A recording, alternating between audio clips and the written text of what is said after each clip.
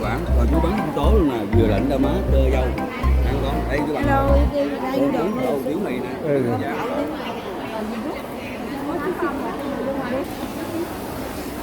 뭐 먹지? 뭐 먹을까? 네, 전체 해보자.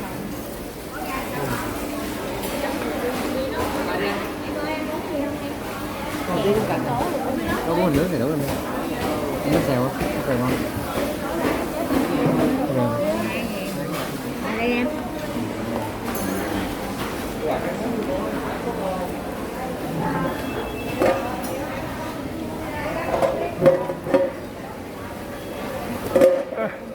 뭐 먹을까? Mì quảng.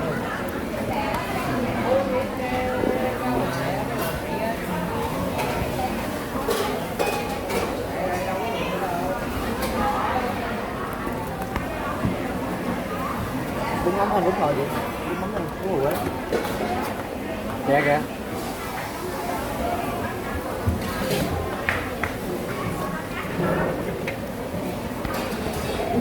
Hỏi mấy thảo này mấy nào? 요거 돼? 요거? Ok. Gai seafood. 네. Về qua. 네.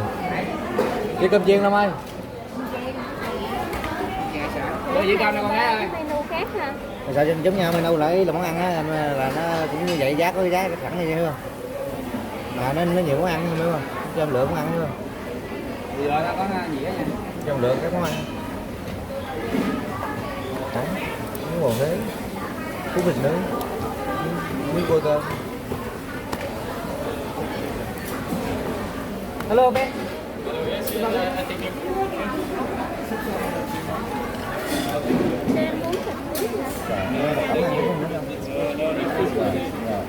Sữa nữa con ơi.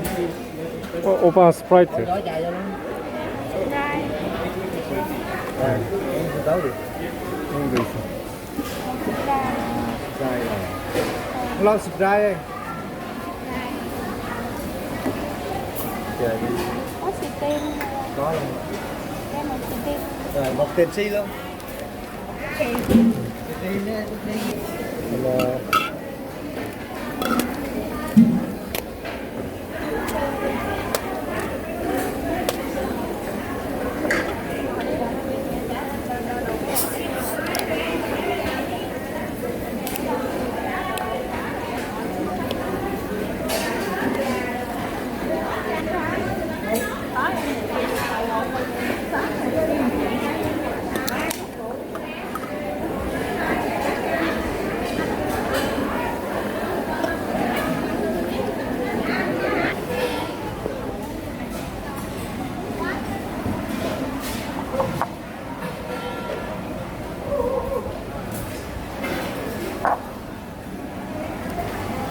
아우 시원하다.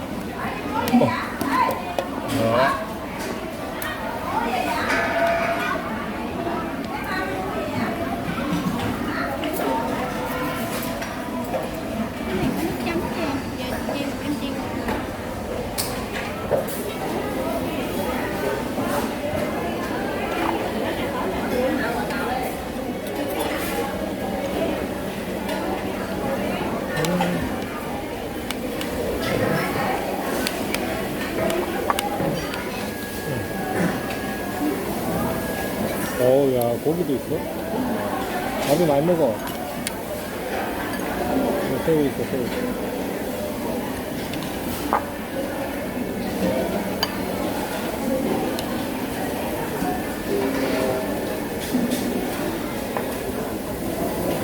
맛있다.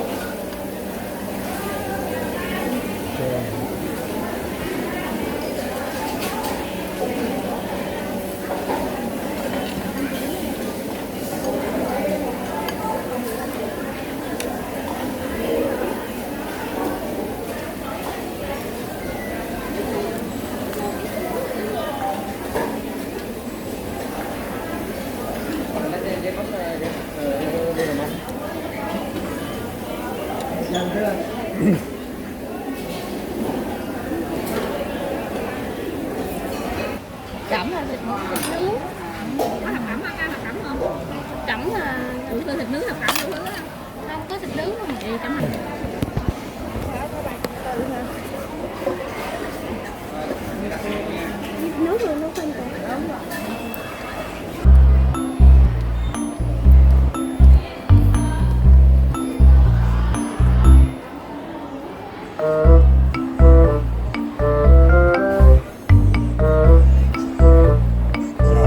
하나가 다 많네.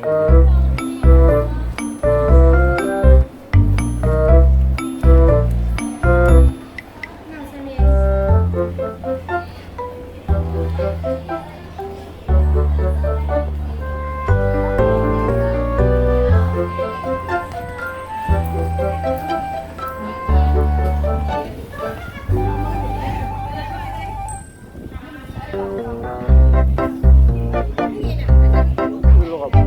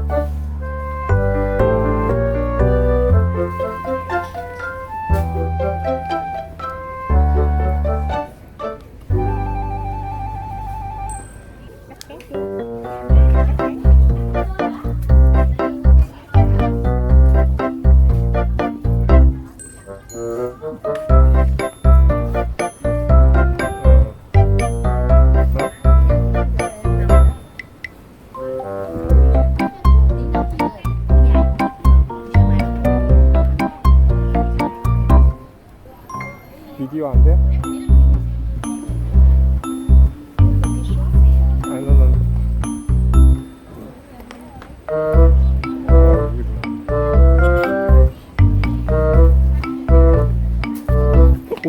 오, 쏘리.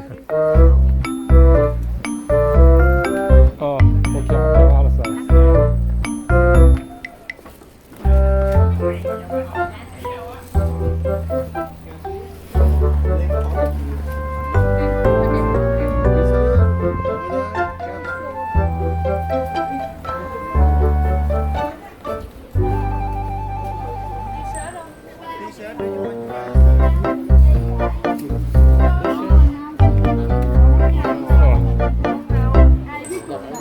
Cô thời